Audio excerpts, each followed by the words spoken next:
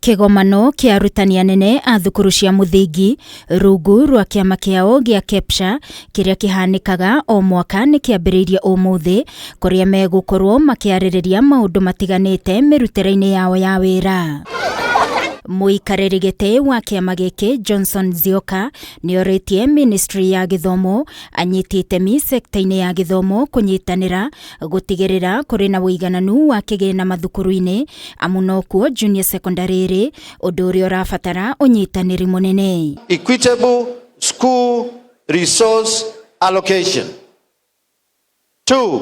Professional development for school leaders, staff, parents and stakeholders. 3. Coordination among different levels of comprehensive schools. 5.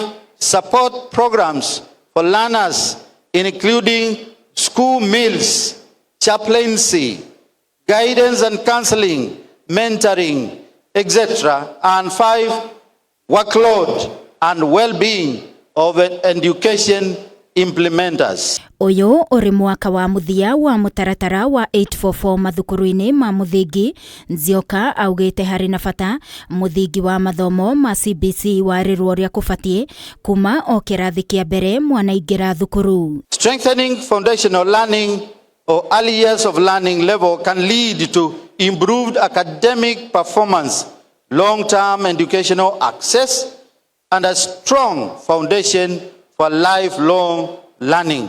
Kiama giki no kihinyiriirie bata wa arutani aya kuheo mathomo makiria undu mekuhota kuhuthira technology niguo makorwo maharirikite kuigana guthomithia CBC.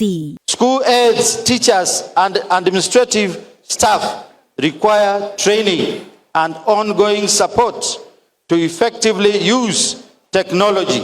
KEPSHA needs to consider upscaling of professional development. Thirikari no ithingatitwo gutigirira kuri na indo ciothe iria irabatarania mathukuru-ini ma muthingi niguo kugacirithia mutaratara wa CBC hatari gutigana thutha arutwo aria mari na mawathe na oho waki wa irathi cia kuigana ukinyanirio. Provision of the necessary resources including materials and facilities for pre-primary education of all learners including those with special needs as well as diverse cultural backgrounds. Long-term planning to ensure a smooth transition from pre-primary to primary and to junior secondary. Kiribotera Kameme TV ni njitagwo Wangui wa Muiruri.